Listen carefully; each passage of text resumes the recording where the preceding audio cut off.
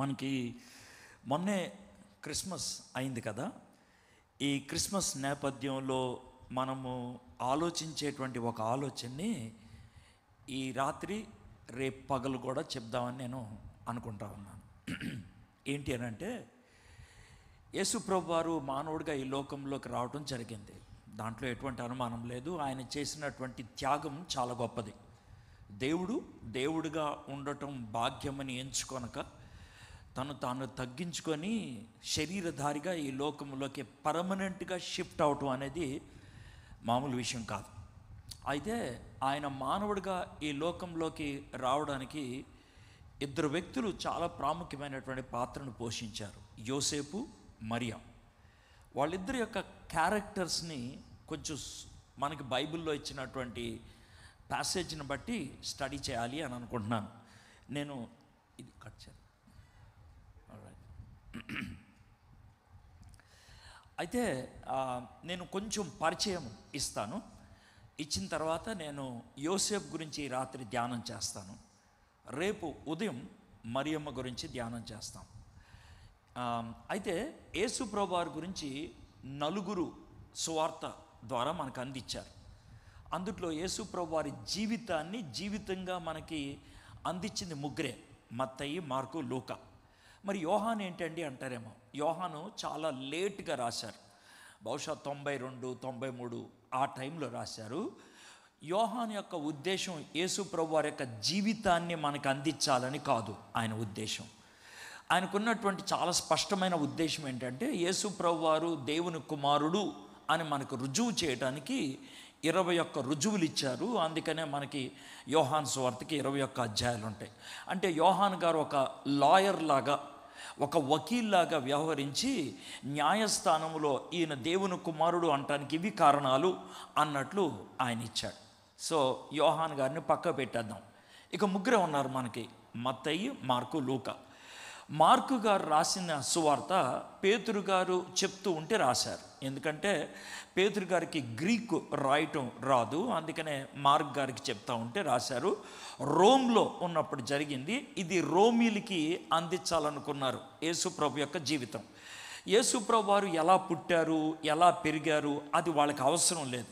యేసు ప్రభు వారిని దేవుని అంటే మానవుడుగా ఈ లోకంలో వచ్చినటువంటి దేవుని సేవకుడు అనేటువంటి భావాన్ని ప్రస్తావించడానికి రాశారు.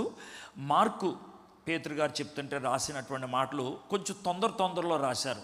అందుకే వెంటనే అనే మాట చాలాసార్లు మనకు కనబడుతుంది. ఒక కరపత్రం లాంటిది మార్కు గారు రాసినటువంటి సువార్త. కాబట్టి ఆయన గురించి అంటే పుట్టుక గురించి లేదు కాబట్టి మార్కు సువార్త కూడా పక్క తీసేయచ్చు. ఇంకా మనకి మిగిలిన 2, ఒకటి మత్తయి సువార్త, 2ది లూకా సువార్త. కొంచెం జాగ్రత్త వినండి, నెమ్మదిగా నేను వివరిస్తాను. మత్తయి గారు యూదుడు కాబట్టి ఆయన యూదులు అర్థం చేసుకునేటువంటి విధంగా యేసు ప్రభుని పరిచయం చేయడానికి ఇష్టపడ్డాడు.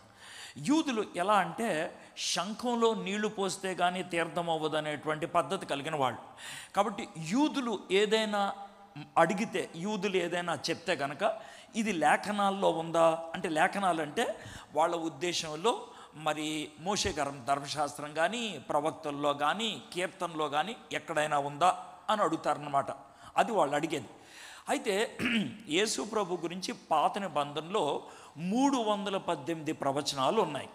అయితే మత్తయి గారు ఏం చేశారంటే అందుట్లో 68 ప్రవచనాలు తీసుకొని ఆ 68 ప్రవచనాలకి నెరవేర్పుగా యేసుక్రీస్తు ప్రభువారు ఈ లోకంలోకి వచ్చినటువంటి దేవుని కుమారుడు, ఆయన మెస్సయ్య, మనం ఎదురు చూస్తున్నటువంటి రాజు ఈయనే అని యూదులకు రాజుగా పరిచయం చేశాడు మత్తయి గారు. ఇది ఆయన చేసినటువంటి పని. మత్తయి గారు యూదులకు రాజుగా యేసు ప్రభుని పరిచయం చేశాడు కాబట్టి యేసు ప్రభు వారిని అబ్రహాముతో లింకప్ చేశాడు. ఎందుకంటే అబ్రహాముకి ఇచ్చినటువంటి వాగ్దానానికి నెరవేర్పుగా వచ్చాడని. యేసు ప్రభుని దావీదుతో లింకప్ చేశాడు. ఎందుకంటే దావీదు యొక్క సింహాసనం మీద ఆయన ఆసీనుడై ఉంటాడు అని. ఆయన్ని మోషేతో లింకప్ చేశాడు. ఎందుకు అని అంటే గనక మోషే రాశాడు, నా వంటి మరొక ప్రవక్త వస్తాడు అని. కాబట్టి అది యేసు ప్రభు అని రుజువు చేయడానికి రాశాడు. ఇది మత్తయి గారి యొక్క సువార్త. ఇక లూకా గారు అన్యుడు, ఆయన యూదుడు కాదు. కాబట్టి ఆయన ప్రపంచం అంతటికి యేసు ప్రభుని పరిచయం చేయాలి అనేటువంటి ఉద్దేశంతో అప్పట్లో ఉన్నటువంటి చరిత్రను ఆయన దృష్టిలో పెట్టుకొని రాశాడు. అంటే యేసు ప్రభు వారు ఎప్పుడు పుట్టారంటే కైసర్ ఔగుస్తు తెలుసు కదా, ఆ కాలంలో పుట్టాడు. ఈ విధంగా ఆ కాలంలో ఉన్నటువంటి వ్యక్తుల పేర్లు, ఆ కాలంలో ఉన్నటువంటి ఊర్ల పేర్లు, ఆ కాలంలో ఉన్నటువంటి అధికారాల పేర్లు ఇవన్నీ ప్రస్తావించుకుంటూ రాశాడు. చరిత్రలో యేసు ప్రభుని ఇమిడ్చి మనకు అందించడం జరిగింది. ఇది లూకా. యూదులకు రాజుగా పరిచయం చేశాడు మత్తయ్య. సర్వలోకానికి సువర్తమానం అందిస్తున్నాడు, లోకరక్షకుడు యేసయ్య అని మనకి సువార్తను అందించాడు లూకా గారు. అయితే జాగ్రత్త అనండి, మత్తయ్య గారు రాసినటువంటి సువార్తలో మనకి వంశావళి ఉంటుంది, లూకా గారు రాసినటువంటి సువార్తలో కూడా వంశావళి ఉంటుంది. ఈ రెండు వంశావళిలో కాస్త తేడా కనబడుతుంది.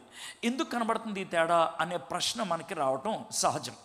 అయితే మత్తయి గారు యూదులకి రాస్తున్నాడు కాబట్టి, యూదులు పురుషులకి చాలా ప్రాధాన్యత ఇస్తారు కాబట్టి, వంశంలో పురుషులకి చాలా ప్రాధాన్యత ఉంటుంది కాబట్టి మత్తయి గారు ఏం చేశారంటే యోసేపు గారి యొక్క వంశావళి ఇవ్వటం జరిగింది.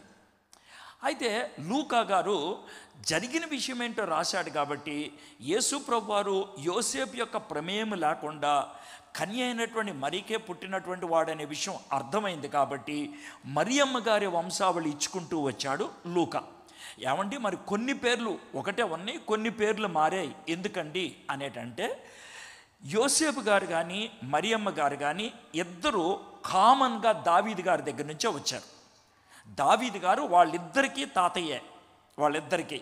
అంటే మరియమ్మ గారి దగ్గర నుంచి 27 తరాలు వెనక్కి వెళ్తే 28వ తరంలో దావీదు గారు కనబడతారు. అదేవిధంగా యోసేపు గారికి 27 తరాలు వెనక్కి వెళ్తే 28వ తరంలో దావీదు గారు కనబడతారు. మరి ఎక్కడ తేడా వచ్చిందంటే, దావీదు గారికి ఒక కొడుకు పుట్టాడు, ఆయన పేరు సొలొమోను. ఆ సొలొమోను గారి యొక్క వంశావళిలో వచ్చేవాడు యోసేపు. దావీదు గారికి ఇంకో కొడుకు ఉన్నాడు, ఆయన పేరు నాతాను గారి వంశావళిలో వచ్చింది మరియమ్మ గారు. కాబట్టి ఆ ఇద్దరు అన్నాదమ్ముల నుంచి వచ్చినటువంటి పిల్లలు. ఏమండి, అన్నదమ్ములు పిల్లలు కదా, అన్నా చెల్లెళ్ళు అవుతారు అనొద్దు. ఎందుకంటే 26 తరాలు వెనక్కి వెళ్ళాలి. 26 తరాలు, ఒకటి కాదు రెండు కాదు, 26 తరాలు. కాబట్టి అన్ని తరాలు వెనక్కి వెళ్తే ఇద్దరు కూడా దావీదు వంశావళిలో రావటం జరిగింది. అయితే ఇప్పుడు మనకు ఒక క్లారిటీ వచ్చేసింది. మత్తయి గారు ప్రాధాన్యంగా మనకు అందించాలనుకుంటుంది ఏంటంటే యోసేపు గారి యొక్క జీవితం. లూకా గారు మనకు అందించాలి అనుకుంటుంది ఏంటి అని అంటే ప్రాధాన్యంగా మరియమ్మ గారి చరిత్ర. సో ఇది మనకున్నటువంటి బ్యాక్గ్రౌండ్, ఇది చిన్న పరిచయం. ఈ పరిచయంలోంచి మనము చూద్దాం. ఇప్పుడు మీ దగ్గర బైబిల్స్ ఉంటే మత్తయి సువార్త తీయండి. మత్తయి సువార్త మొదటి 2 అధ్యాయాలు మొత్తం అంతా చూడడం, మనకున్నటువంటి టైం తక్కువ కాబట్టి నేను కొన్ని వచనాలు అక్కడక్కడ చూపించి, ఈరోజు మనం ప్రాధాన్యంగా చేసేటువంటి పని ఏంటంటే యోసేపు గారిని దేవుడు ఎందుకు ఏర్పరచుకున్నాడు, యోసేపు గారిలో ఉన్నటువంటి యోసేపు గారిలో ఉన్నటువంటి గొప్ప లక్షణాలు ఏంటి, యోసేపు గారి గురించి బైబిల్లో 2 అధ్యాయాలు ఉన్నాయి, ఒకటి కాదు 2 అధ్యాయాలు ఉన్నాయి. మత్తయి సువార్త మొదటి 2 అధ్యాయాలు యోసేపు గారి గురించే. 2 అధ్యాయాలు ఆయన గురించి ఉన్నప్పుడు ఆయన గురించి మనం కొంచెం కూడా పట్టించుకోకుండా వదిలేస్తే ఎట్లాగా? ఆయన గురించి నేర్చుకోవాల్సిన విషయాలు చాలా ఉన్నాయి. అవి ఏంటో మనం తెలుసుకోవడానికి ప్రయత్నం చేద్దాం. ఎందుకనంటే క్రిస్మస్ రోజున కేవలం మనం యేసు ప్రభు గురించి ఆలోచిస్తూ సందడి అనేటువంటి మాటలు పాడేసుకుంటూ అయిపోయిందిలే అని అనుకుంటాం. క్రిస్మస్లో యేసు ప్రభు వారు ఖచ్చితంగా ఈ లోకంలోకి వచ్చారు, దాంట్లో పక్కకు పెట్టాల్సిందేమీ లేదు. కానీ బైబిల్లో మత్తయి గారి గురించి 2 అధ్యాయాలు ఉన్నాయి, మన మరియమ్మ గారి గురించి 2 అధ్యాయాల తర్వాత ఇంకా చాలా విషయాలు ప్రస్తావించడం జరిగింది. కాబట్టి ఏం నేర్చుకుంటే బాగుంటుంది అనే దాన్ని మనం చూద్దాం. మత్తయి సువార్త మొదటి అధ్యాయం 18-19 వచనాలు మనం చదువుదాం. యేసుక్రీస్తు జనన విధము ఎట్లనగా, ఆయన తల్లి అయిన మరియ యోసేపునకు ప్రదానము చేయబడిన తర్వాత ఏకము కాకమునుపు ఆమె పరిశుద్ధాత్మ వలన గర్భవతిగా ఉండెను. ఆమె భర్త అయిన యోసేపు నీతిమంతుడై ఉండి ఆమెను అవమానపరచనొల్లక రహస్యముగా ఆమెను విడనాడ ఉద్దేశించెను. బైబిల్ చదివేటప్పుడు మనం ఒక పోలీస్ ఆయనలాగా బైబిల్ చదవటం నేర్చుకోవాలి. ఒక పోలీస్ ఆయనలాగా పోలీస్ ఆయన ఆ, ఒక యాక్సిడెంట్ జరిగిన ప్రదేశానికి వచ్చినా, లేకపోతే ఒక దొంగతనం జరిగిన ప్రదేశానికి వచ్చిన, ఒక క్రైమ్ సీన్ వచ్చినప్పుడు ఆయన ఎన్నో రకాలైన ప్రశ్నలు అడుగుతాడు. ఇది ఎలా జరిగింది, ఇది ఎందుకు ఇక్కడ ఉంది, ఇది ఎక్కడ ఎలా ఉంది అని ప్రశ్నలు అడుగుతాడు. మనం బైబిల్ చదివేటప్పుడు అలా చదవాలి. ఎందుకు చదవాలి? తప్పు పట్టడానికి కాదు, వాస్తవాలు వెలికి తీయటానికి, దోషారోపణ చేయటానికి కాదు, సత్యం ఏంటో తెలుసుకోవడానికి. ఇప్పుడు నేను ఒక పోలీస్ ఆయనలాగా ఈ 2 వచనాలు చదివితే నాకు చాలా ప్రశ్నలు వచ్చాయి. ప్రశ్న నెంబర్ 1 ఏంటనంటే, యోసేపుకి మరియమ్మకి జరిగింది కేవలం ప్రధానమే, వాళ్ళకి కేవలం జరిగింది ప్రధానమే. కానీ అక్కడ ఉపయోగించినటువంటి పదం ఏంటంటే ఆమె భర్త అయినటువంటి యోసేపు అని. ప్రధానమైన తర్వాత భర్త అనే మాట ఎందుకు వస్తుంది? రాదు కదా. భర్త అనే మాట రావాల్సింది పెళ్ళి తర్వాత. ఎందుకని ఆ మాట ఉపయోగించారు? ఇది నాకు వచ్చినటువంటి ప్రశ్న నెంబర్ 1. ప్రశ్న నెంబర్ 2, ప్రధానము చేయబడిన తర్వాత వారు ఏకము కాకమునుపు, అంటే ఇంకా పెళ్ళి అవ్వలేదు కదా, పెళ్ళి కాకముందు సెక్స్లో పార్టిసిపేట్ చేస్తే దాన్ని ఫార్నికేషన్ అంటారు, లేకపోతే వ్యభిచారం అంటారు. మరేంటి ఇక్కడ అలా ఎందుకు రాశారు? ఆ పదాన్ని ఎందుకు ఉపయోగించారు? ఇంకా భయంకరమేనంటే, ఇంకా పెళ్ళి కాలేదు, కేవలం ప్రధానమే అయింది, మరియమ్మ గర్భవతి అవ్వటం కూడా ఇక్కడ రాశారు. కాబట్టి మనం అడగటం మంచిది, మనం తెలుసుకొని బయట వాళ్ళు ఎవరన్నా అడిగితే కనుక మనం సమాధానం చెప్పగలిగి ఉండాలి. ఈరోజు అనేక మంది ట్రోలింగ్ చేస్తూ ఉన్నారు మరియమ్మ గురించి. వాళ్ళు ట్రోలింగ్ చేయటం నాకు పెద్ద తప్పు అనిపించలేదు. ఎందుకనంటే వాళ్ళు బైబిల్ చదివినప్పుడు ప్రశ్నార్థకంగా చదివారు కాబట్టి ట్రోలింగ్ చేస్తున్నారు, అడుగుతున్నారు. అయితే వాళ్ళని మనం దోషులుగా చూడకూడదు. కూర్చోపెట్టి, ఏమండి అప్పుడున్నటువంటి పరిస్థితి ఏంటో మీకు చెప్తాను, అసలు ఇది ఎందుకు ఇట్లా రాశారో చెప్తాను, విన్న తర్వాత మీరు ఆలోచించండి అని అంటే కనుక బాగుంటుంది. ఇప్పుడు మనకి పెళ్ళికి 3 ఉంటాయి. మొదటిది నిశ్చితార్థం, రెండోది ప్రధానం, మూడోది వివాహం. ఈ 3 ఉంటాయి. మనకి నిశ్చితార్థం ఎప్పుడు జరుగుద్ది అని అంటే, ఆడపిల్ల కానీ మగ అబ్బాయి కానీ పెళ్ళిడికి వచ్చినప్పుడు, అంటే 18, 19 ఏళ్ళు దాటిన తర్వాత, మగపిల్లలు అయితే 20, 21 దాటిన తర్వాత వాళ్ళకి ఇద్దరికి ఇష్టమైతే కనుక వాళ్ళిద్దరికి పెళ్లి చేస్తామన్నట్లు నిశ్చితార్థం చేయటం జరుగుతుంది. ఆ తర్వాత రెండోది ప్రధానం. అమ్మాయిని సిద్ధపరిచి పెళ్ళికి తీసుకెళ్ళిన తర్వాత ఇక కొన్ని గంటల్లో పెళ్ళి అవుద్ది, లేదా నెక్స్ట్ డే పెళ్ళి అవుద్ది అని అంటే పెండ్లి కుమార్తెగా సిద్ధపరిచి తీసుకెళ్ళిన దాన్ని ప్రధానం అంటారు. ఆ తర్వాత మనకుండేది వివాహం. అయితే యూదులకు కూడా ఈ 3 ఉంటాయి, కానీ ఆ 3 వేరు వేరు టైమింగ్స్లో ఉంటాయి. మనకి వాళ్ళకి ఉన్నటువంటి వ్యత్యాసం కాస్త సాంస్కృతికంగా అర్థం చేసుకోగలిగితే బాగుంటుంది, కల్చరల్గా ఉండేటువంటి డిఫరెన్స్ ఏంటి అనేది. యూదులకి నిశ్చితార్థం అనేది చాలా చిన్న వయసులో జరుగుద్ది. ఎంత వయసులో జరుగుద్ది అని అంటే, ఒక పండితుడు ఏమంటాడంటే మ్యాక్సిమం 7 సంవత్సరాల లోపల జరుగుద్దంట. అంటే 7 సంవత్సరాలు అప్పుడు పిల్లలు ఏం చదువుతూ ఉంటారు? 2వ క్లాస్ చదువుతూ ఉంటారు. 2వ క్లాస్ లోపల వాళ్ళకి నిశ్చితార్థం అయిపోతుందంట. ఇది వాళ్ళకి జరిగేది. ఒకవేళ అదే సంస్కృతిలో మనకుంటే ఎన్ని గొడవలు తప్పిపోతాయో చూడండి, ఎన్ని కష్టాలు తప్పిపోతాయి. మనవాళ్ళు సైట్లు కొట్టి ఆడావిడి చేసి ఇవన్నీ పోతాయి. ఎందుకనంటే 2 ఏళ్లకే సెటిల్ అయిపోద్ది. అమ్మా నాన్న వాళ్ళు డిసైడ్ అయిపోతారు, ఇక అయిపోయింది, కథం, కథం. వాళ్ళకి అలాగుండేది 2 ఏళ్ళకి. అయితే రెండో పని ప్రధానం ఎప్పుడు చేస్తారంటే, ఆడపిల్ల పుష్పవతి అయిన తర్వాత, అంటే మెచ్యూర్ అయిన తర్వాత, యూజువల్గా ఆడపిల్లలు 11 నుంచి 13, 14 వయసు మధ్యలో వాళ్ళు పుష్పవతి అవుతారు, అంటే మెచ్యూర్ అవుతారు. ఆ మెచ్యూర్ అయిన తర్వాత 1 ఇయర్, 1 సంవత్సరం ఆగి అప్పుడు రెండో పని చేస్తారు. అయితే దీనికి ఇంకో చిన్న లిటిగేషన్ ఉంది. ఏంటనంటే, ఈ అమ్మాయి పెళ్లి చేసుకోబోయేటువంటి అబ్బాయి ఒకవేళ హై స్కూల్లో చేరితే, యూదుల అబ్బాయిలు హై స్కూల్లో చేరేది 12 ఏట. హై స్కూల్ 5 సంవత్సరాలు ఉంటుంది, అంటే 17వ ఏట దాకా. ఒకవేళ బాబు కనుక హై స్కూల్లో చేరితే హై స్కూల్ పూర్తయిన తర్వాత పెళ్లి చేస్తారు. ఇది జరిగేటువంటి విషయం. ఇది ప్రధానం ఎప్పుడు జరుగుద్ది అని అనటానికి. అయితే ఇప్పుడు మనం దీన్ని ఆలోచించి కనుక మనం చూసినట్లయితే జాగ్రత్త వినండి ప్లీజ్, ఎందుకంటే దీన్ని బేస్ చేసుకొని ఈరోజు రేపు కూడా మాట్లాడబోతున్నాను. ఏంటనంటే, మరియమ్మకి యోసేపుకి ప్రధానం అయినప్పుడు మరియమ్మ గారి వయసు ఎక్కువలో ఎక్కువ 16 ఏళ్ళు. అంటే 10వ క్లాస్ అమ్మాయి. 10వ క్లాస్ అమ్మాయి గురించి చూడాలి మనం. మరి యోసేపు గారు ప్రధానం చేయబడినప్పుడు ఎక్కువలో ఎక్కువ 18 ఏళ్ళు. అంటే యోసేపు గారు ఇంటర్మీడియట్ అబ్బాయి.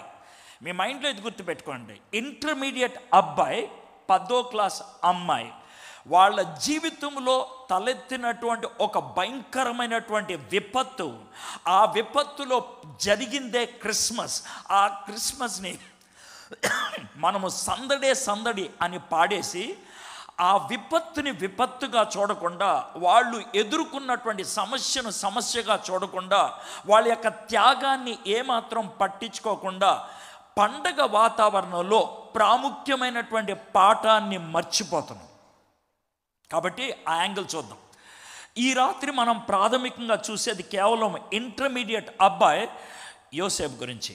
అయితే ప్రధానం అప్పుడు ఏం చేస్తారంటే యూదులు అబ్బాయిని అమ్మాయిని ఎదురు బదురు నుంచోబెట్టి, అమ్మ మరియా, యోసేపుకు నువ్వు భార్యవి, బాబు యోసేపు నువ్వు మరియమ్మకి భర్తవి, మీ ఇద్దరు భార్యాభర్తలు ఈ రోజు నుంచి. ఎందుకంటారంటే అది వాళ్ళ సంస్కృతి. ప్రధానం తర్వాత వాళ్ళని భార్యాభర్తలు అంటాం అనేది వాళ్ళ యొక్క సంస్కృతి. ఇంకా మనం ఏమంటాను వీళ్ళది. అయితే ఒక మాట చెప్తాను, జాగ్రత్తగా నడుపు. ఈ రోజు నుంచి మీరు భార్యాభర్తలు అయినప్పటికి కూడా శారీరకంగా కలవటానికి వీల్లేదు, సెక్స్లో మీరు పార్టిసిపేట్ చేయడానికి వీల్లేదు. మీరిద్దరు గట్టిగా కౌగులించుకొని ముద్దు పెట్టుకుంటామంటే కుదరదు, లేకపోతే మరీ అన్యోన్యంగా దగ్గరైపోతాం అంటే కుదరదు. ఒకవేళ ఆ విధంగా మీరు దగ్గరైనట్లు ఇద్దరు గనక చూస్తే, ఇద్దరు గనక సాక్ష్యం ఇస్తే మిమ్మల్ని ఊరు బయటికి తీసుకెళ్ళి రాళ్లతో కొట్టి చంపేస్తాం. ఒకవేళ నేనే యోసేపునైతే ఆ టైంలో, సార్ ఈ తలనొప్పి ఎందుకు సార్, మా ఇద్దరిని భార్యాభర్త అంటాం ఎందుకు, మేమిద్దరం కూడా కలవకూడదు అంటాం ఎందుకు, మేమిద్దరం గట్టిగా ముద్దు పెట్టుకోకూడదు అంటాం ఎందుకు, మేమిద్దరం అన్యోన్యం అవ్వకూడదు అంటే ఎందుకు, అదేదో అప్పుడే చేయొచ్చు కదా. కాదు కాదు కాదు, ఇది ఇప్పుడు చేయాల్సిందే. మిమ్మల్ని భార్యాభర్తలు అనాల్సిందే, మీకు ఈ విధమైనటువంటి ఆ కట్టుబాటు పెట్టాల్సిందే. ఇది ఎంతకాలం ఉంటుంది, బహుశా సంవత్సరం ఉంటుందేమో. ఈ సంవత్సరం కాలం ఎలాగ ఉండాల్సిందే. ఎందుకు? అది మీరు నియంత్రించుకోవడానికి శక్తినిస్తుంది, మీరు పవిత్రంగా ఉండటానికి సహకరిస్తుంది, మీ పవిత్రతను మేము పరీక్షించడానికి దోహదపడుతుంది. ఈ పరీక్షా కాలంలో మీరు దారి తప్పినట్లు, లేకపోతే హద్దు మీరినట్లు తెలిస్తే మిమ్మల్ని రాళ్లతో కొట్టి చంపుతాం. ఇది చెప్పినటువంటి విషయం. అయితే ఆ విధంగా కట్టుబాటు ఉన్నటువంటి కాలంలో మరియ గారు గర్భవతి అవటం జరిగింది. అది రేపు చూస్తాం. గబ్రియల్ దూత గారు వెళ్ళారు, మరియ గారితో మాట్లాడారు, మరియ ఒప్పుకున్నారు. ఆ తర్వాత ఆమె గర్భవతి అవటం జరిగింది. అది వదిలేండి. ఆమె గర్భవతి అయ్యిందని యోసేపు గారికి తెలిసింది. యోసేపు గారు తెలిసినప్పుడు జరిగినటువంటి విషయం ఇప్పుడు మీకు బ్యాక్గ్రౌండ్ చెప్పాను కదా, మళ్ళీ చదువుతాను వినండి. యేసుక్రీస్తు జనన విధం ఎట్లనగా, అంటే బర్త్ నెరేటివ్ అంటారు. యేసు ప్రభు పుట్టినప్పుడు జరిగినటువంటి ఆ విశేషాలు మీకు ఒక కథలాగా చెప్తున్నా. ఆయన తల్లి అయిన మరియ యోసేపునకు ప్రధానము చేయబడిన తర్వాత, జాగ్రత్తమేనండి, మరియను యేసు ప్రభు తల్లి అని మోషే ప్రస్తావించాడు, కానీ యోసేపుని యేసు ప్రభు తండ్రి అని ప్రస్తావించలేదు. ఇలాంటి చిన్న చిన్న పదాలని మనం పట్టించుకోవాలి. ఎందుకు అని అంటే కనుక, ప్రదానం చేయబడిన తర్వాత వారు ఏకము కాపం మునుపు ఆమె పరిశుద్ధాత్మ వలన గర్భవతిగా ఉండెను. ఆమె భర్త అయిన యోసేపు నీతిమంతుడై ఉండి ఆమెను అవమానపరచనొల్లక రహస్యముగా ఆమెను విడనాడ ఉద్దేశించను. చివరి మాటలో నేను ఇప్పుడు చూడాలనుకుంటున్నాను. ఆమె భర్త అయిన యోసేపు నీతిమంతుడై ఉండి, గుర్తుపెట్టుకోండి, గబ్రియలు దూతని దేవుడు పంపిస్తున్నాడు. ఎవరి దగ్గరికి? యోసేపు గారి దగ్గరికి పంపిస్తూ గబ్రియలు దూతతో దేవుడు ఇలా మాట్లాడిన ఉంటాడు, గబ్రియల్ నువ్వు యోసేపు దగ్గరికి వెళ్ళు. యోసేపు ఎవరో తెలుసా? నీతిమంతుడు. యోసేపు నీతిమంతుడు అనే కితాబ్, యోసేపు నీతిమంతుడు అనే సర్టిఫికేషన్ ఎవరిచ్చారో తెలుసా? దేవుడిచ్చాడు. నీతిమంతుడు అనే సర్టిఫికేట్ పాత నిబంధన కాలంలో ఎవరికి ఇస్తారు? నేను ఇప్పుడు కాలం గురించి మాట్లాడుతున్నా. పాత నిబంధన కాలంలో ఎవరికిస్తారు నీతిమంతుడు అని? అప్పట్లో నీతిమంతుడు అని ఎవరిని పిలుస్తారు? బైబిల్లో మొట్టమొదటిసారిగా నీతిమంతుడు అని పిలిచింది నోవాహుని. ఎందుకు పిలిచారు నీతిమంతుడు అంటే, నోవాహు దేవుణ్ణి నమ్మాడు, దేవుడు చెప్పిన మాటని నమ్మాడు, నమ్మసత్యం కాని మాటని నమ్మాడు. దేవుడు చెప్పాడు కాబట్టి. ఏంటండి అంటారేమో, దేవుడు నోవాహు దగ్గరికి వచ్చి, అయ్యా బాబు ఇక్కడ పడవ కట్టు అన్నాడు. అయ్యా ఇక్కడ పడవ కడితే ఎందుకు పనికి వస్తుంది అంటే, నువ్వు కట్టయ్యా అని అన్నాడు. అదెందుకయ్యానంటే, నువ్వు ఇక్కడ పడవ కడితే నేను వర్షాన్ని కురిపిస్తాను. అయ్యా వర్షం అంటే ఏంటి? ఆ పదానికి మాకు అర్థం తెలియదే. వర్షం అంటే ఎలా ఉంటుంది? అదేనయ్యా దాన్ని వాన అంటారు. అంటే వాన అంటే ఏంటి? వాన అంటే పైనుంచి నీళ్లు పడతాయి, పైనుంచి నీళ్లు పడతాయి. అంటే నీళ్లు పైన ఉంటాయా? ఉంటాయి. ఆ నీళ్లకు ఉండేటువంటి ట్యాప్ని నేను ఓపెన్ చేస్తాను, పైనుంచి నీళ్లు పడతాయి. అది ఎలా సాధ్యం? మాకు తెలిసిందల్లా కింద నుంచి నీళ్లు పైకి రావటం మాకు తెలిసే, పైనుంచి నీళ్లు రావటం అనేది మాకు తెలియదే. నీకు తెలియదులే, నీకు వర్షం అంటే ఏంటో తెలియదు, నీకు వాన అంటే ఏంటో తెలీదు, పైన నీళ్లు ఉంటాయని నీకు తెలీదు. నేను ట్యాప్ ఓపెన్ చేస్తాను, పైనుంచి నీళ్లు వస్తాయి. అయ్యా నీళ్లు చుక్కలు చుక్కలుగా పడతాయా? లేదు, చాలా నీళ్లు పడతాయి. ఎంత నీళ్లు పడతాయి అంటే, ఇదంతా నిండిపోయి ఈ పడవ కూడా తేలుతుంది. అయ్య బాబోయ్ అన్ని నీళ్లు పడతాయా? కాబట్టి నువ్వు పడవ చేయి. అప్పుడు దాకా వాన కురవలేదు, అప్పుడు దాకా వర్షం రాలేదు.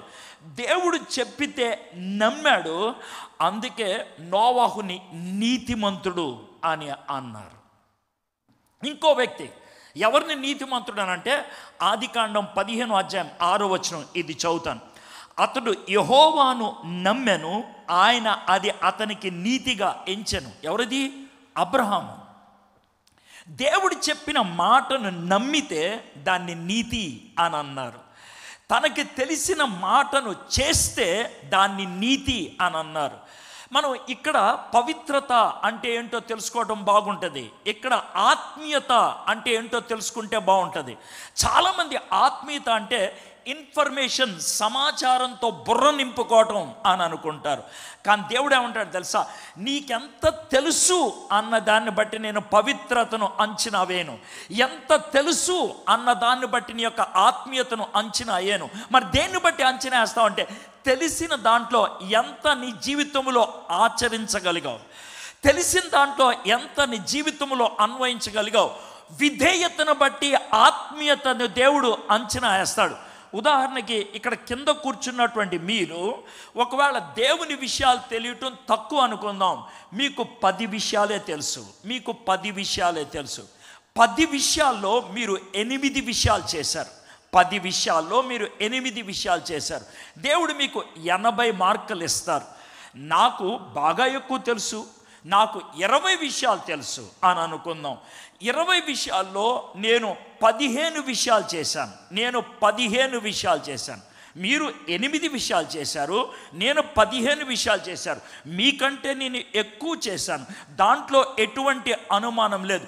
అయితే దేవుడు నాకు 80 మార్కులు ఇవ్వడు, నాకు 60 మార్కులే ఇస్తాడు.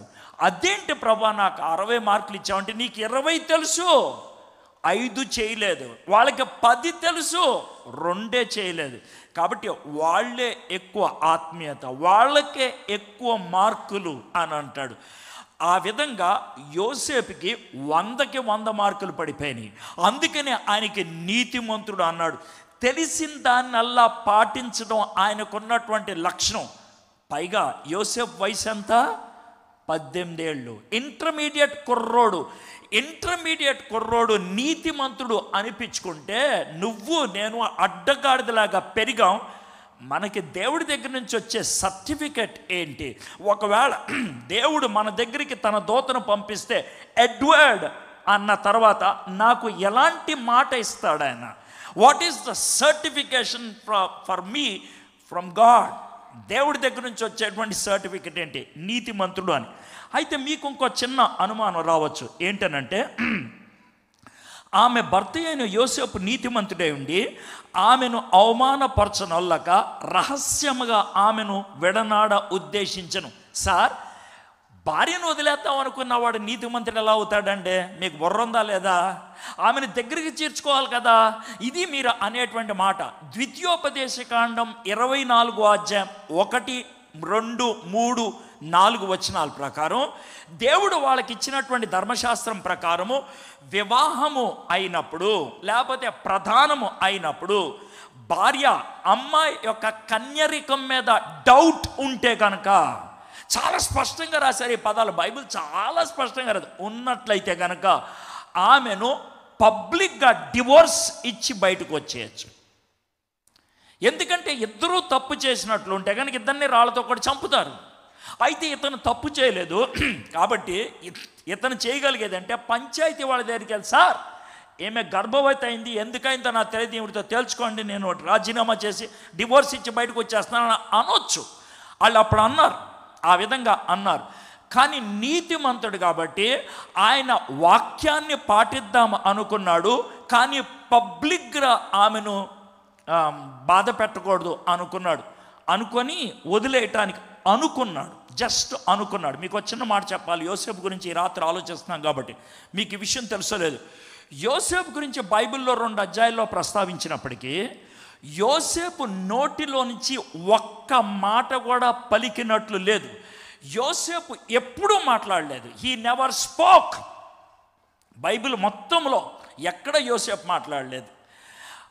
మరియమ్మ చాలాసార్లు మాట్లాడింది,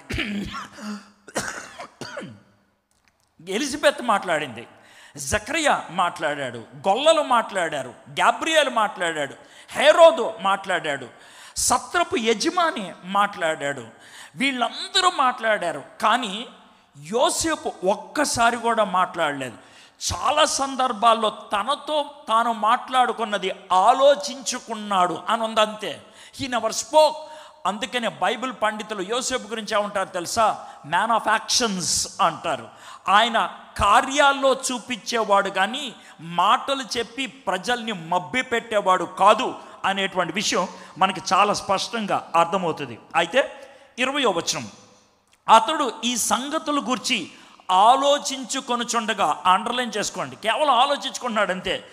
ఇదిగో ప్రభుదూత స్వప్నమందు అతనికి ప్రత్యక్షమై, దావీదు కుమారుడు అయిన యోసేపు, నీ భార్య అయిన మరియను చేర్చుకున్నట్టుకు భయపడకము, ఆమె గర్భము ధరించింది పరిశుద్ధాత్మ వలన కలిగినది.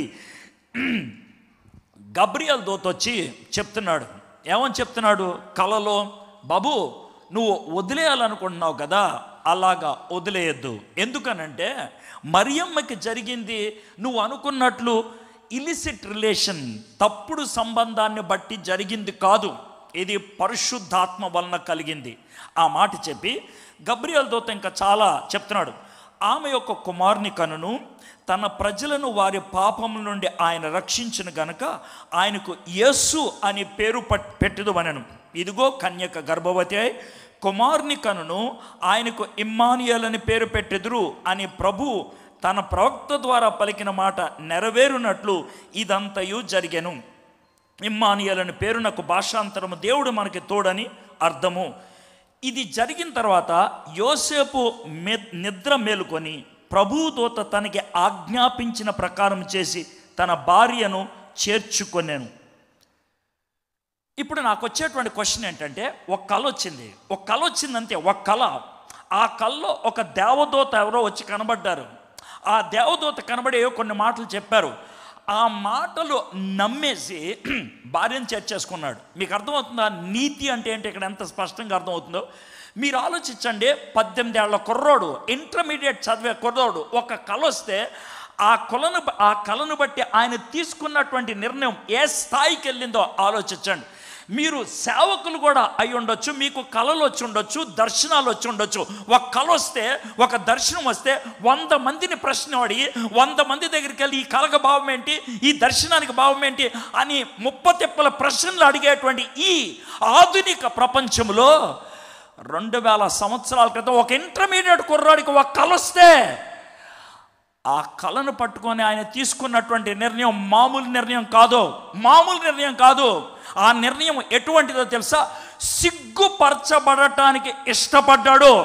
తన భార్య పట్టేసుకొని నడుస్తూ ఉంటే ఆ భార్య పక్కన ఈ నడుస్తూ ఉంటే, ఎరా యోసేపు, ఈ అమ్మాయికి పొట్టెలా వచ్చిందిరా, ఈ అమ్మాయి కడుపు ఎవడు చేశాడురా అని అంటే ఆయన ఏమీ మాట్లాడకుండా తల వంచుకొని, ఎందుకంటే పరిశుద్ధాత్ముడు అంటే నమ్మరేమో, ఇది దేవుని కార్యం అంటే నమ్మరేమో, పర్వాలేదు ఆయన నన్ను ఏర్పరచుకున్నాడు, సిగ్గుపరచబడటానికి తన్ను తాను అప్పగించుకున్నాడు. He became vulnerable. ఎందుకు చెప్తున్నాను ఈ మాట? యోసేపు చేసిన పనే నువ్వు నేను చేయబద్దులమే ఉన్నాం ఈరోజు. ఏంటి సార్ అంటే, యోసేపు మరియమ్మ భర్తగా ఉండటానికి, ఈ లోకంలో యేసు ప్రభుకి ఫాస్టర్ తండ్రిగా, పెంపుడు తండ్రిగా ఉండటానికి ఆయన అన్ని వదులుకోవడానికి ఇష్టపడ్డాడు. అదే యేసయ్య నీ గుండెలోకి వస్తానంటే, అదే యేసయ్య నీ జీవితంలోకి వస్తానంటే, ఈ లోకము తోలనాడి నీ గురించి ఇష్టం వచ్చినట్లు మాట్లాడటానికి ఇష్టపడితే దాన్ని తట్టుకోవడానికి నువ్వు రెడీ అనా? యేసు ప్రభువారు అందుకే ఉన్నారు, మీలో ఎవరైనా నన్ను వెంబడించకోరినట్లయితే, మీలో ఎవరైనా నా శిష్యులు కావాలనుకుంటే గుర్తుపెట్టుకోండి, ప్రజలు మిమ్మల్ని సమాజ మందిరంలోకి లాక్కెళ్తారు, కోర్టుల్లోకి లాక్కెళ్తారు, దూషిస్తారు, కొడతారు, చంపుతారు కూడా. మీరు రెడీ అనా? మీరు దానికి సిద్ధమైతే నన్ను వెంబడించండి, లేదా వెనక్కి వెళ్ళిపోండి. కాబట్టి మొదటి పాఠం చాలా స్పష్టంగా నేను చెప్తున్నా. Joseph was willing to be shamed. ఓపెన్గా ఓకే నన్ను సిగ్గుపరుస్తారా? పర్వాలేదు. నన్ను ఏలెత్తి చూపించి ఎటకార మాట్లాంటారా? ఓకే. ఈరోజు పరిస్థితి అదే. నేను కొన్ని సంవత్సరాలుగా ఇక్కడ ఈ స్టేజ్ మీద నుంచి వాక్యాన్ని బోధిస్తూ ఉన్నాను. 2007 నుంచి ప్రతి సంవత్సరం వచ్చి వాక్యం బోధిస్తూ ఉన్నాను. కొన్ని సంవత్సరాల క్రితం చెప్పాను, భారతదేశము క్రైస్తవుల్ని హింసించే స్థాయిలో నెమ్మదిగా పెరిగిపోతుందని. పోయిన సంవత్సరం చెప్పాను, భారతదేశం 10వ స్థానంలో ఉంది. కానీ ఈ సంవత్సరం, ప్లీజ్ లిసన్ టు దిస్, ఈ సంవత్సరం భారతదేశం నెంబర్ 1 స్పాట్కి వచ్చింది. నెంబర్ 1. భారతదేశంలో క్రైస్తవుల్ని హింసించినట్లు ప్రపంచంలో ఏ దేశం చేయట్లేదని న్యూస్ పేపర్లు వాళ్ళు పబ్లిక్గా డిక్లేర్ చేశారు. ఏబిఎన్ వాడు అరగంట సేపు ప్రోగ్రాం నడిపించాడు. ఇప్పుడు ఏమంటారు? 2 ఏళ్ల క్రితం ఇదే మాట చెప్తే నన్ను తీసుకెళ్ళి జైల్లో పడేస్తానన్నారు. ఇదే మాట చెప్తే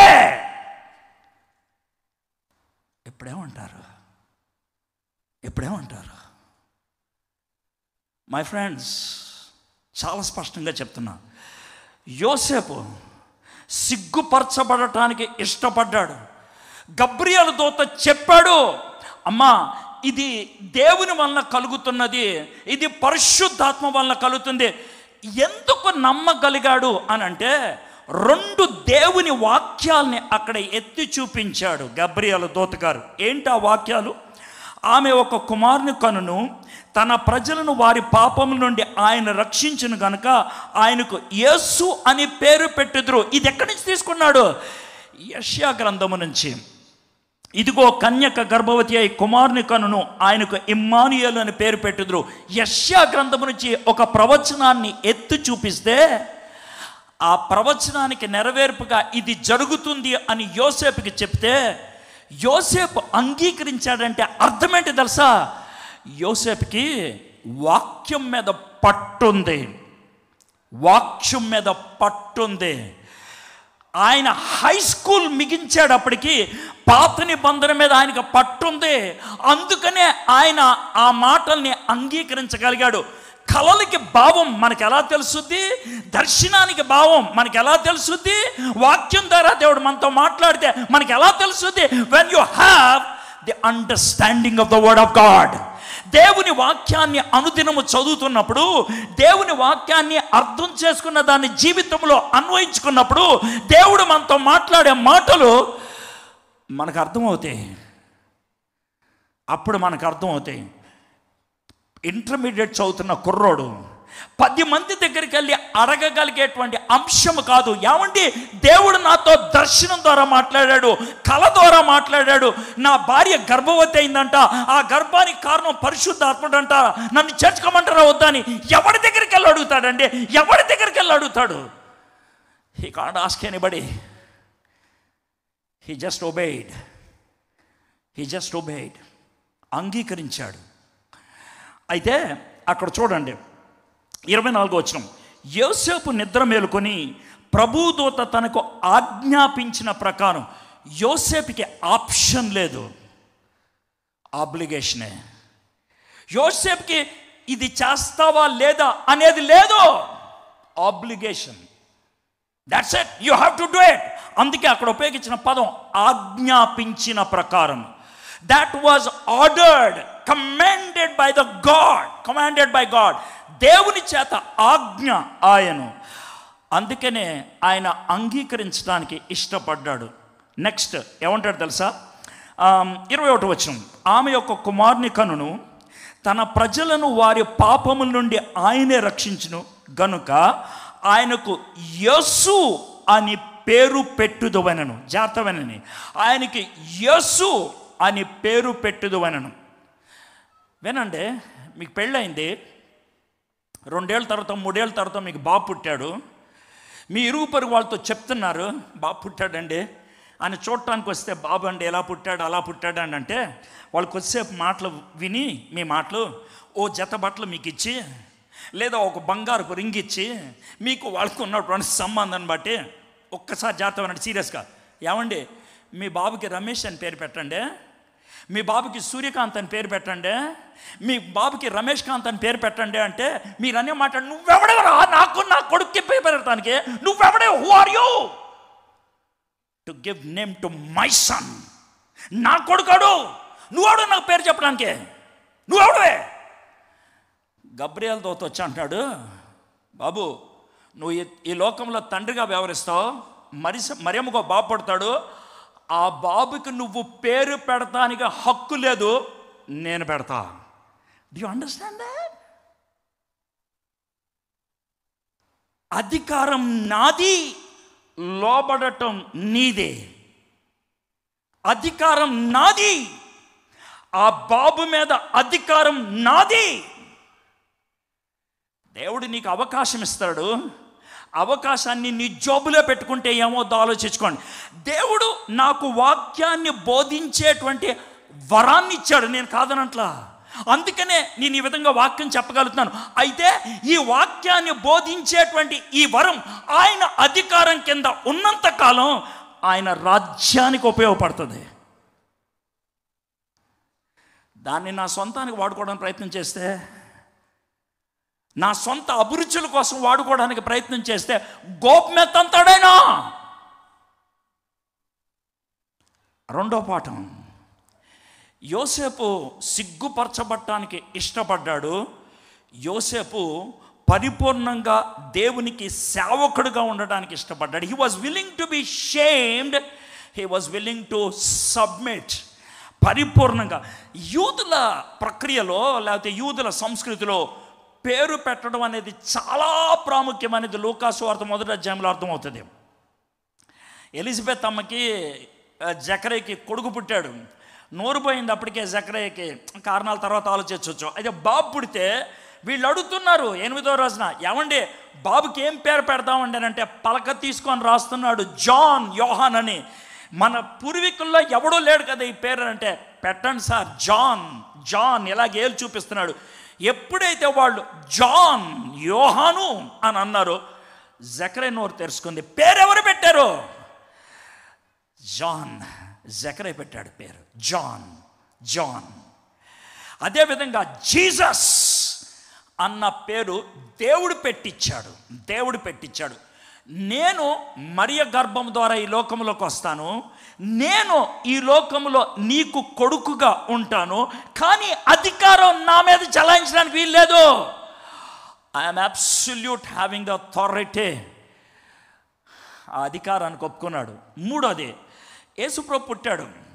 యేసుప్రభు 25వ వచనం, ఆమె కుమారుని కని వరకు ఆమెను ఎరుగుకుండెను, కుమారునికి యేసు అని పేరు పెట్టాను. కుమారునికి యేసు అని పేరు పెట్టాను. జస్ట్ విందాం. 8వ రోజున యేసు ప్రభుని మరియమ్మ యోసేపు గారు సున్నతికి తీసుకెళ్ళి ఉంటారు. 40వ రోజు ఆయన కోసం ఒక బలి పశువుని వధించాలి. అంత వధించలేక వాళ్ళు గువ్వల్ని తీసుకొని వెళ్ళారు. ఇది మనకు లూకాసు వార్తలో అంతా తెలుస్తూ ఉంటుంది. సో ఆ ప్రక్రియలో ఆ యాజకులు కానీ ఎవరైనా కానీ ఈ బాబు పేరేంటండి అని అంటే ఎవరు నోరు తెరిచి మాట్లాడాలి తెలుసా? యోసేపు గారు నోరు తెరిచి మాట్లాడాలి. మొట్టమొదటిసారిగా ఆ బాబుని పట్టుకొని ఈ బాబుని అందిస్తూ, ఈ బాబు పేరు జాగ్రత్తగా, ఈ బాబు పేరు యేసు. ఈ బాబు పేరు యేసు. యేసు అంటే అర్థం ఏంటి? ఆయన తన ప్రజలను వారి పాపం నుండి, అంటే మొట్టమొదటిసారిగా యేసయ్యని నా రక్షకుడు అన్నది దునియాలో ఎవరో తెలుసా? యోసేపు. యోసేపు, హీ ఈజ్ మై సేవియర్. ఈ లోకరీత్యా నేను తండ్రిగా వ్యవహరించవచ్చు, కానీ ఆయన నా రక్షకుడు. He is my saviour. 3 పాఠాలండి యోసేపు లైఫ్ నుంచి. He was willing to be shamed. సిగ్గుపరచబడటానికి ఇష్టపడ్డాడు. He was willing to submit. సేవకుడిగా వ్యవహరించడానికి ఇష్టపడ్డాడు. He was willing to accept him as saviour. సంరక్షకుడిగా అంగీకరించాడు యోసేపు. బై ద బై, యోసేపు వయసు ఎంత తెలుసా? ఇదంతా జరిగినప్పుడు ఇంటర్మీడియట్ కుర్రోడు. ఎందుకు ఇంటర్మీడియట్ కుర్రోడు అంత స్థాయికి ఎదగగలిగాడంటే వాక్యము ధ్యానించాడు ఆయన. నీకులాగా నాకులాగా బైబిల్ లేదు. నీకులాగా నాకులాగా 80వ వార్షికోత్సవం 85వ వార్షికోత్సవం అనేటువంటి మీటింగులు లేవు. నీకులాగా నాకులాగా LED స్క్రీన్స్ లేవు. నీకులాగా నాకులాగా పెన్ను కాగితం ఉండి నోట్స్ రాసుకోవటం అనేది లేదు. పాపం ఆయన బడికెళ్ళి ఉంటాడు. యూదుల సమాజమందరమైన సినగాగ్కి వెళ్ళి ఉంటాడు. కూర్చొని ఉంటే యాజకులు కొంతమంది పాఠాలు చదివి ఉంటారు. రబ్బాయిలు చుట్టలను తీసి కొన్ని మాటలు చదివి ఉంటారు. అవి జాగ్రత్తగా విని దాటిని ఆకలింపు చేసుకొని ఏ స్థాయికి ఎదిగిపోయాడో చూడండి. పుస్తకాలు లేనటువంటి దినాలలో, ఈ విధంగా మాధ్యమాలు లేనటువంటి దినాలలో 18 ఏళ్ల కుర్రోడు ఆ స్థాయికి ఆత్మీయంగా ఎదగగలిగాడంటే, ఆ స్థాయికి దేవుని వాక్యాన్ని గుర్తుపెట్టుకున్నాడంటే, నువ్వు నేను అడ్డగడతలుగా పెరిగావు. ఆధునిక పరికరాలు చాలా ఉన్నాయి. Why we don't remember the word of God? ఎందుకు మనం దేవుని వాక్యం అంత గుర్తుపెట్టుకోం? ఎందుకని దేవుని వాక్యాన్ని అంత ఆకలింప చేసుకోలేం? ఎందుకని దేవుని వాక్యాన్ని అంత ధ్యానం చేయము? ఎందుకని దేవుని వాక్యాన్ని అంత ఇష్టపడం? వై? నాకు పరిస్థితులు లేవనొద్దు, నాకు పరికరాలు లేవనొద్దు, నాకు తెలివితేటలు లేవనొద్దు, నాకు జ్ఞాపక శక్తి లేవనొద్దు. ఒక్క మాటను బాగుంటుంది, నాకు కొవ్వెక్కింది అను బాగుంటుంది, నాకు ఒళ్ళు పొగరు అని చెప్పు బాగుంటుంది, నాకు వినటానికి ఆశ లేదు అని చెప్పు బాగుంటుంది. అంతేకాని నాకు సౌకర్యాలు లేవనొద్దు. సౌకర్యాలు లేని దినాల్లో ఇంటర్మీడియట్ కుర్రోడు ఆ స్థాయికి ఎదగగలిగితే నువ్వు నేను ఎందుకు ఎదగలేకపోతున్నాం? నాకు బాగా నచ్చింది ఏంటి తెలుసా? 21వ వచనం, 24వ వచనం. యోసేపు 24, యోసేపు నిద్ర మేలుకొని ప్రభుదూత తనకు ఆజ్ఞాపించిన ప్రకారం దాని భార్యను చేర్చుకొనను. There were no questions, there were no doubts. అనుమానాలు లేవు, ప్రశ్నలు లేవు. దేవుడికి ఆయనకు ఉన్నటువంటి ఆత్మీయ సంబంధం ఎంత ఖచ్చితమైందంటే ఒక్కసారి చెప్తే చాలు, బాబాలాగా 100 సార్లు చెప్పినట్లు. మీకు అర్థమయ్యే భాషలో చెప్తున్నా. It is ringing in his mind so many times. I don't need another voice, one is enough. ఒక్కటి చాలు అని ఆయన అర్థం చేసుకున్నాడు. నా క్విక్గా వెళ్ళిపోతాను. దేవుడు యోసేపుని నడిపించిన విధానం స్వప్నాల ద్వారా. స్వప్నం అంటే నిద్రపోతున్నప్పుడు వచ్చేటప్పుడు 4 స్వప్నాలు వచ్చినాయి యోసేపుకి. ఈ 4 స్వప్నాల నుంచి యోసేపు యొక్క క్యారెక్టర్ని మనం చూడటానికి ప్రయత్నించేద్దాం. మొదటి స్వప్నానికి జవాబుగా మరియను స్వీకరించేశాడు. ఇప్పుడు 2వ స్వప్నం దగ్గరికి వెళ్దాం. 2వ అధ్యాయం 1వ వచనం నుంచి 12వ వచనం దాకా మనకున్నది ఏంటంటే, తూర్పు దేశపు జ్ఞానులు హేరోదు దగ్గరకు వచ్చారు. హేరోదు దగ్గరకు వచ్చి వాళ్ళు మొత్తానికి యాజకులు వాళ్ళకు చూపించినటువంటి వాక్యాన్ని బట్టి బెత్లెహేంకి వచ్చారు. యేసు ప్రభువుని ఒక ఇంటిలో దర్శించి ఆయనకి కానుకలు చెలిపారు. చాలామంది పండితులు చెప్పేది ఏంటంటే, యేసు ప్రభు వారు పుట్టిన కనీసం 6 నెలల తర్వాత ఇది జరిగిందని. కనీసం 6 నెలల తర్వాత, పుట్టిన వారం రోజులకి జరిగిన విషయం కాదు, 6 నెలలు. మీరు జాగ్రత్తగా గమనిస్తే యేసు ప్రభు వారు పుట్టినప్పుడు ఉన్నది పశువుల పాకలో, తూర్పు దేశపు జ్ఞానులు వచ్చినప్పుడు ఉన్నది ఇంటిలో. అంటే అప్పటికి యోసేపు మరియమ్మ ఒక ఇంట్లోకి షిఫ్ట్ అయిపోయారు. యోసేపు గారు వడ్రంగి.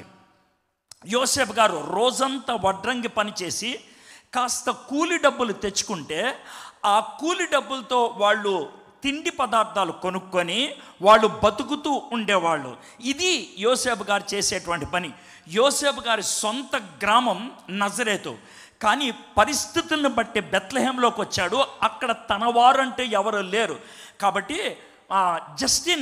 జస్టిన్ మాయర్ అనేటువంటి ఆయన యేసు ప్రభు గారి గురించి వర్ణిస్తూ ఏమంటాడంటే, యోసేపు గారు వడ్రంగి కదా, ఆయన ఎలాంటి వడ్రంగి అనంటే, ఒక డబ్బాలో సుత్తి, ఉలి ఇవన్నీ పెట్టుకొని మంచాలు బాగు చేస్తాం, కుర్చీలు బాగు చేస్తాం అనే టైప్. ఆయనకు సొంత షాప్ లేదు. మంచాలు బాగు చేస్తాం, కుర్చీలు బాగు చేస్తాం, పడవలు బాగు చేస్తాం అని అరుచుకుంటే, బాబు ఇట్రా, ఈ పడవ పాడైంది, కొంచెం బాగు చేస్తావా బాబు, ఈ మంచం పాడైపోయింది, బాగు చేస్తావా బాబు, మా దగ్గర చెక్కలు ఉన్నాయి, కొంచెం మంచం చేసి పెడతావా బాబు, మా దగ్గర కట్టెలు ఉన్నాయి, ఒక కుర్చీ చేసి పెడతావా అని అంటే, ఆ విధంగా కూలి పని చేసుకునేవాడు యోసేపు. ఎంత కష్టపడేవాడు ఆలోచించండి. యోసేపు గారి వయసు 19 ఏళ్ళు, ఇప్పుడు డిగ్రీ ఫస్ట్ ఇయర్. కష్టపడి కుటుంబాన్ని పోషిస్తున్నాడు ఆయన. ఒక ఆయన నిన్న రాత్రి నేను బైబిల్ చదువుతూ ఉంటే, కామెంటరీ చదువుతూ ఉంటే నాకు భలే వణుకొచ్చింది. ఎలా అంటే, మరియమ్మ గారు ప్రసవ వేదన పడుతున్నప్పుడు ఆవిడకి చుట్టూ తోబుట్టువులు కానీ, అత్తలు కానీ, ఆంటీలు కానీ, అమ్మమ్మలు కానీ ఎవరు లేరు.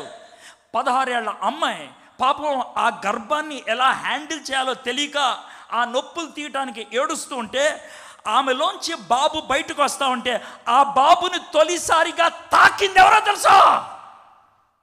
యోసేపు, Joseph. What a privilege, what a privilege, what a privilege. Neel Armstrong, నేను చంద్రుడి మీద మొదటగా కాలు పెట్టిన వాడిని, కానీ జోసెఫ్ అక్కడి నుంచి వచ్చినటువంటి యేసయ్యని మొదటిగా తాకినవాడు అనే స్టేట్మెంట్ రాస్తే వణుకొచ్చింది. That is Joseph. సరే, 6 నెలలు అయిపోయింది. రోజంతా కష్టపడి ఉంటాడు, వచ్చి పడుకున్నాడు. చూద్దాం 13వ వచనం, 2వ అధ్యాయం. వారు వెళ్ళిన తర్వాత, అంటే వాళ్ళంటే ఎవరు? తూర్పు దేశపు జ్ఞానులు. ఇదిగో ప్రభుదూత స్వప్నమందు అంటే నిద్రపోతున్నప్పుడు యోసేపునకు ప్రత్యక్షమై. కొద్దిసేపు యోసేపు ఎలా పడుకొని ఉంటాడు చూద్దాం. యోసేపు పడుకుంటాడు. యోసేపు పక్కన ఎవరు ఉంటారు? ఎవరిని గెస్ట్ చేసి చెప్పగలరా? యేసుప్రభు. బాగా చెప్పారు సార్. యేసుప్రభు పక్కన ఎవరుంటారు? మరియమ్మ. మేబీ అప్పుడే మరియమ్మ యేసుబాబుకి పాలు తాగిపించిందేమో, కొంచెం అలాగా కొంచెం దూరంగా వెళ్ళి పడుకుందేమో. యేసుప్రభు వారు గబుక్కను లేచి కొంచెంసేపు ఇటు తిరిగాడేమో. యోసేపు యేసుప్రభు వారి మీద ఆ చేపెట్టి కొడుతున్నాడేమో. ఈలోగా అలాగే నిద్రలోకి వెళ్ళిపోయాడు. ఆ నిద్రలోకి వెళ్ళినప్పుడు కళ్ళు వచ్చింది. ఆ కల్లో దేవదూత మాట్లాడుతూ ఉన్నాడు. ఆ మాటలు గగ్గురుపాటు కలిగించే మాటలు, ఆ మాటలు ఒక పేడకల్ లాంటి మాటలు, ఆ మాటలు వినటానికి ఇష్టం లేనటువంటి మాటలు. ఆ మాటలు విన్నారా? విందాం, చూడండి. హేరోదు ఈ శిశువుని సంహరింపవలనని ఆయనను వెతుకుచున్నాడు. రాజు ఒక 6 నెలల బాబు కోసం వెతుకుతున్నాడు. కింగ్ 6 నెలల బాబు కోసం వెతుకుతున్నాడు. ఆ బాబు ఎవరో కాదు, నా చేతి కింద ఉన్నాడు, నేను అతనికి జో కొడుతున్నాను ఆ బాబుకి. ఆ బాబుని ఎత్తుకుతున్నాడు అంట రాజు. సంహరించడానికి ఆ మాట విన్నాడు. హేరోదు ఆ శిశువుని సంహరింపవాలని ఆయన వెతుకుచున్నాడు గనుక నీవు లేచి ఆ శిశువును ఆయన తల్లిని వెంట పెట్టుకొని ఐగుప్తునకు పారిపోము, నేను నీతో తెలియజెప్పే వరకు అక్కడనే ఉండమని అతనితో చెప్పాను. ఆ మాట విన్నాడు. చెమటలు పట్టేసి ఉంటే లేచి కూర్చొని ఇలా ఇలా అనుకుంటూ ఉండుంటాడు. మరియమ్మ గబుక్కని లేచి ఉంటుంది. అండి ఏమైందండి? మరియా కల్లో దైవం దోత వచ్చి మాట్లాడారు. అవునండి, ఏమొచ్చిందండి కళ? మరియ లేచి కూర్చొని ఉన్నది. ఏసే లేస్తూ ఉంటే జో కొడతా ఉండుంటారు. ఏం కళ వచ్చిందండి? చాలా భయంకరమైన కళ వచ్చిందమ్మా. ఆ దేవుడి దగ్గర నుంచేనా? ఖచ్చితంగా దేవుడి దగ్గర నుంచే, ఖచ్చితంగా దేవుడి దగ్గర నుంచేనమ్మా, నాకు డౌట్ లేదు. ఏమని వచ్చిందండి? ఏం లేదు, ఈ బాబుని, మన బాబుని హేరోదు చంపడానికి చూస్తున్నాడంట అండి. ఈ బాబున వెతుకుతున్నాడంటమ్మా. He's searching to kill this boy. మరి ఏంటండి, మరి ఏం చెప్పారండి దేవత గారు? ఏం చెప్పారంటే వెంటనే మనం ఐగుప్తు దేశం వెళ్ళిపోవాలంట. వెంటనే వెతుకుచున్నాడు కనుక నువ్వు లేచి ఆ శిశువును ఆయన తల్లిని వెంట పెట్టుకొని ఐగుప్తునకు పారిపోయి. ఒకవేళ మీరే మరి అయితే, ఒకవేళ నేనే మరి అయితే నాకొచ్చే ఓ బుద్ధిహీనమైన ప్రశ్న ఏంటి చెప్పంటావా?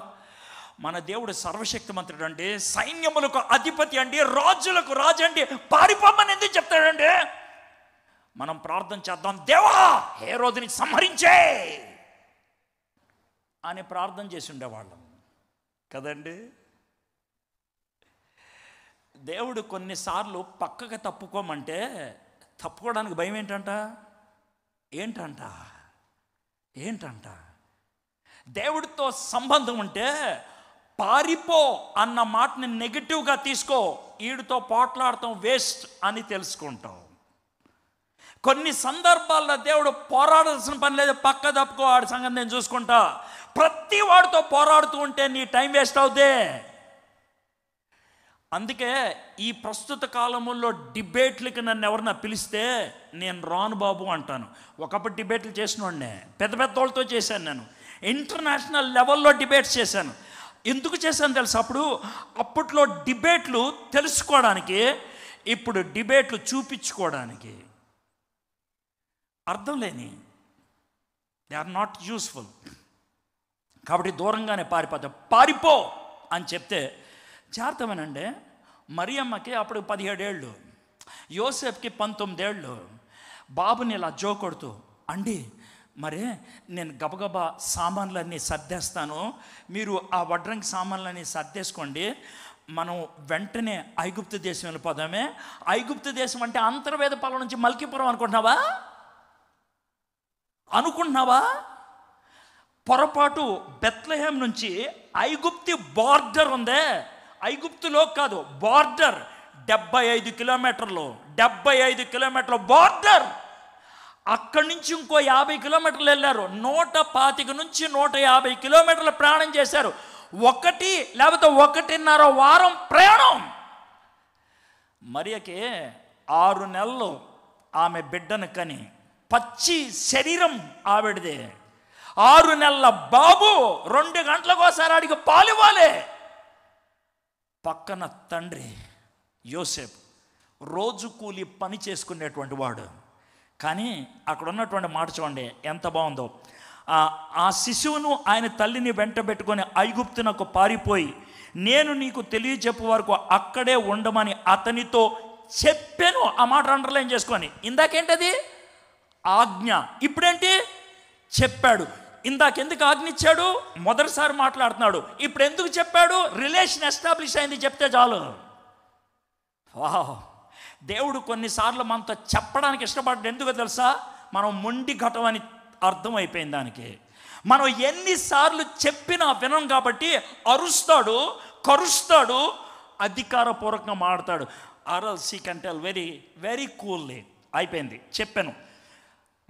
అప్పుడు అతడు లేచి ఆ రాత్రి వేళ శిశువును తల్లిని తడుకొని ఐగుప్తునకు ఏమండి మీరు ఒక్కసారి ఇమాజిన్ చేస్తారా? అర్ధరాత్రి లేచి అర్ధరాత్రి సామాన్లు వేసుకొని వెళ్ళిపోయాడండి ఆయన. ఐగుప్తు దేశంలో ఆయనకి ఏమన్నా ఫ్రెండ్స్ ఉన్నారండి? ఐగుప్తు దేశంలో ఆయనకి ఏమన్నా చుట్టాలు ఉన్నారండి? ఐగుప్తు దేశంలో ఏ ఊరు వెళ్ళాలో ఆయనకి తెలుసా అండి? తెలీదే, వెళ్ళిపోయాడు అంతే. దేవుడు మనకి పిలుపునిస్తే లెగవటానికి బద్ధకం, వెళ్ళటానికి అనుమానం, కానీ పేరు మాత్రం పెట్టుకుంటాం దైవ సేవకుడు అని. ఎందుకు పెట్టుకుంటారో నాకు తెలీదు. If you call your self as the servant of God, the first thing you have to understand is to obey. యోసేపు అర్ధరాత్రి లేచి వెళ్ళిపోయాడండి. క్విక్గా కిందకు వచ్చేద్దాం. 3వ కళ ఆయనకి ఎప్పుడు వచ్చిందో మనం చూద్దాం. 19వ వచనం. హేరోదు చనిపోయిన తర్వాత ఇదిగో ప్రభుదూత ఐగుప్తులో యోసేపునకు స్వప్నమందు ప్రత్యక్షమై, ఇది కూడా మళ్ళీ రాత్రే, నీవు లేచి శిశువును తల్లిని తోడుకొని ఇశ్రాయేలు దేశమునకు వెళ్ళుము. శిశువు ప్రాణము తీయజూచు చుండిన వారు చనిపోయేరి అని చెప్పాను. మళ్ళీ రాత్రి లేచాడు. ఇప్పుడు యేసుప్రభు వారికి బహుశా 2 ఏళ్ళేమో, లేకపోతే 2.5 సంవత్సరాలేమో. ఏసై కాస్త మాట్లాడటం కూడా వచ్చు, కొంచెం మాట్లాడటం కూడా వచ్చు. నేర్పించారు అమ్మా నాన్నలో. గుర్తుపెట్టుకోండి, యేసుప్రభు మాట్లాడుతూ ఏం పుట్టలేదు. యేసుప్రభు మనిషి, 100కి 100 పాళ్ళు మనిషి. అమ్మా నాన్నలు పెంచితే పెరిగాడు ఆయన. అందుకే లూకా 2:52 ఏమంటుంది తెలుసా? ఆయన దేవుని దయందును మనుషుని దయందును వర్ధిల్లుచూ ఉండెను. He was growing up. మరియంతో చెప్పారు, అమ్మా కష్టకాలం అయిపోయిందంటమ్మా, మా నాన్నకి వెళ్ళిపోవచ్చు. అవునండి, సర్లేండి, రాత్రి నేను సామాన్ సర్దేస్తాను, వెళ్ళిపోదాం. ఈలోగా యేసుప్రభు లేచి ఉంటాడు. డాడీ, ఏం డాడీ అంటే, ఇప్పుడే దేవుని దూత కల్లో నాతో మాట్లాడాడు రా. అవునా డాడీ? ఏం డాడీ కళ? ఏం లేదురా, నిన్ను చంపాలనుకుంటున్నాడు అన్న. డాడీ నన్ను చంపేవాడు? అవునరా, కంగారు పడకు, నిన్ను చంపాలని ఒక రాజు ఉన్నవాడు రా, ఆయన చచ్చిపోయాడంట, దేవుడు వెనక్కి వెళ్ళిపోమంటున్నాడు. అవునా డాడీ? డాడీ మనకి భద్రత ఉంటుంది అక్కడ? ఉంటుందిరా, యెహోవా మన కాపరి కదా. ఓకే డాడీ, సరే నేను గబగబా బాత్రూమ్కి వెళ్ళి వచ్చేస్తాను, బట్టలు వేసుకుంటాను, వెళ్ళిపోదాం. జీసస్ క్రైస్ట్ ఒబీడియంట్ అయిపోయి ఉంటాడు మమ్మీ డాడీకి. గొడవ పెట్టకుండా నాకు చాక్లెట్ ఇస్తావా, లేకపోతే నేను వస్తానని ఉండడు ఆయన. గాడిద ఎక్కిచ్చేసుకున్నారు, వెళ్ళిపోతా ఉన్నారు. ఇది 3వ కళ. ఈ 3వ కళలో ఉన్న విచిత్రం ఏంటి తెలుసా? ఇశ్రాయేల్ దేశం వెళ్ళమన్నాడు, ఊరెక్కడో చెప్పలేదు. సో మనోడు ఏమనుకుంటూ ఉంటాడు, దగ్గరలో ఉన్నది బెత్లెహేం కదా, వెళ్ళిపోదాం అనుకుంటున్నాడు, వెళ్ళిపోతా ఉన్నాడు. చూద్దాం. అప్పుడు అతడు లేచి, 21వ వచనం, అప్పుడు అతడు లేచి శిశువును తల్లిని తోడుకొని ఇశ్రాయేల్ దేశమునకు వచ్చాను. దేశానికి వచ్చాడంటే బోర్డర్ దాటాడు, దేశానికి వచ్చాడు. దేశానికి వచ్చి రాత్రులు పడుకుంటారు కదా, అక్కడ పడుకున్నాడు. అయితే ఇశ్రాయేల్ దేశమునకు వచ్చాను. అయితే అర్కలేయ తన తండ్రి అయిన హేరోదునకు ప్రతిగా యోధియా దేశమును ఏలుచున్నాడని విని అక్కడికి వెరచి స్వప్నమందు దేవుని చేత బోధింపబడిన వాడై గలిలయ ప్రాంతములకు వెళ్ళి నజరేతు అను ఊరికి వచ్చి అక్కడ కాపురమెండెను. ఆయన నజరేయుడు అనబడిన ప్రవక్తల చెప్పిన మాట నెరవేరునట్లు ఈలాగు జరిగెను. ఇక్కడ పదాన్ని మీరు జాగ్రత్త వినండి. మొదటిసారి ఆజ్ఞాపించను, రెండోసారి చెప్పెను, మూడోసారి చెప్పెను, నాలుగోసారి బోధించబడెను. అంటే ఏం జరుగుతూ ఉంటుంది?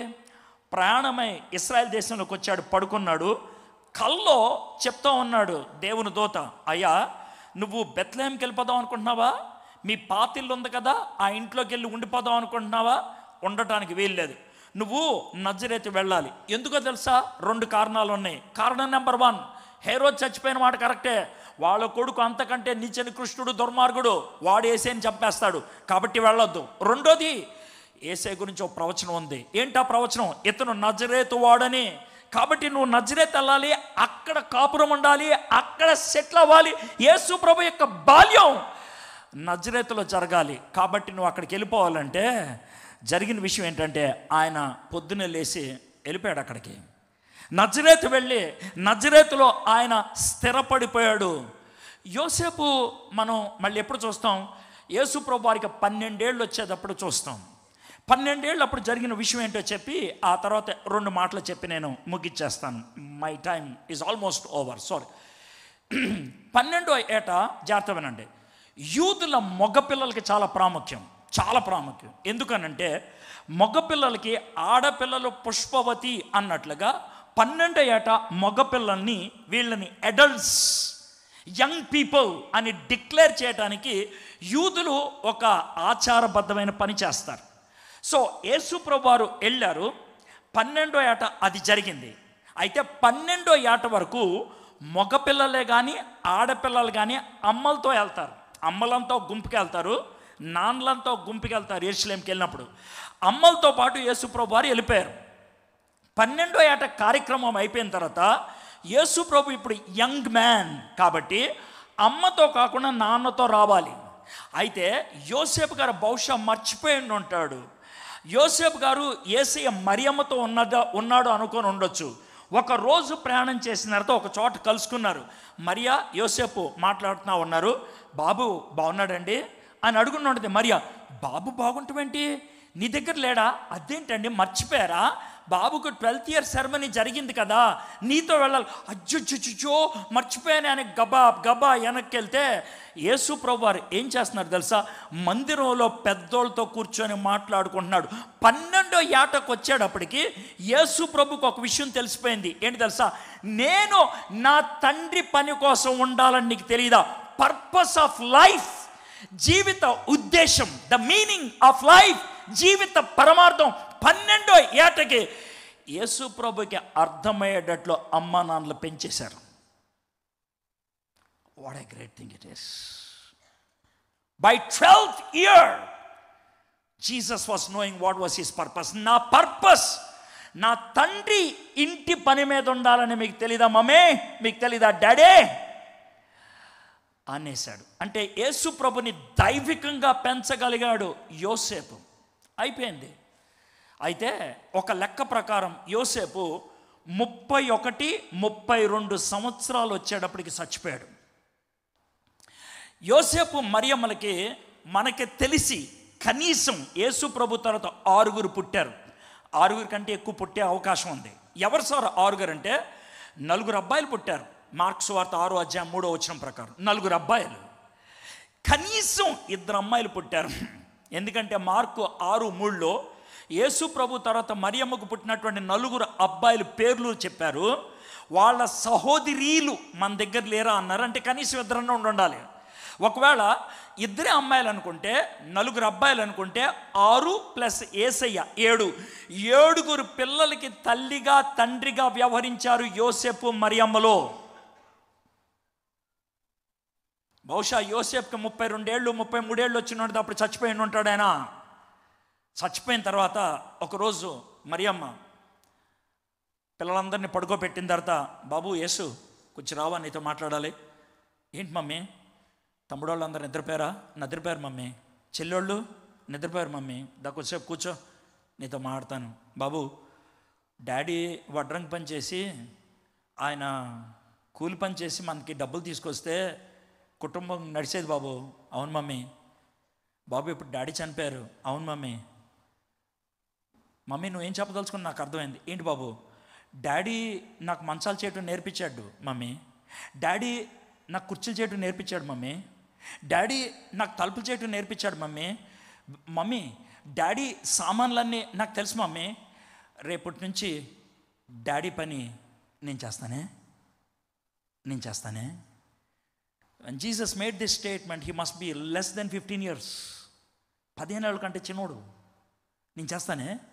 అప్పటి నుంచి 30వ సంవత్సరం వచ్చేదాకా కుటుంబాన్ని పోషించిన వడ్రంగి అయిన యేసు. మేబీ యేసయ్యకి 30 ఏళ్ళు వచ్చేప్పటికి యేసే తర్వాత పుట్టినటువంటి కొడుక్కి 28 ఏళ్ళు వచ్చేసినాయేమో, లేకపోతే 26 ఏళ్ళు వచ్చేసినాయేమో. వాళ్ళు పెద్దోళ్ళు అయ్యారుగా మమ్మీ, వాళ్ళు పెద్దోళ్ళు అయ్యారుగా. నేను నా తండ్రి పరిచయకి వెళ్తానే, బాయ్ చెప్పేసి వెళ్ళిపోయి ఉంటాడు. నేను ఇక్కడ యోసేపు గురించి చెప్పదలుచుకుంది ఏంటి తెలుసా?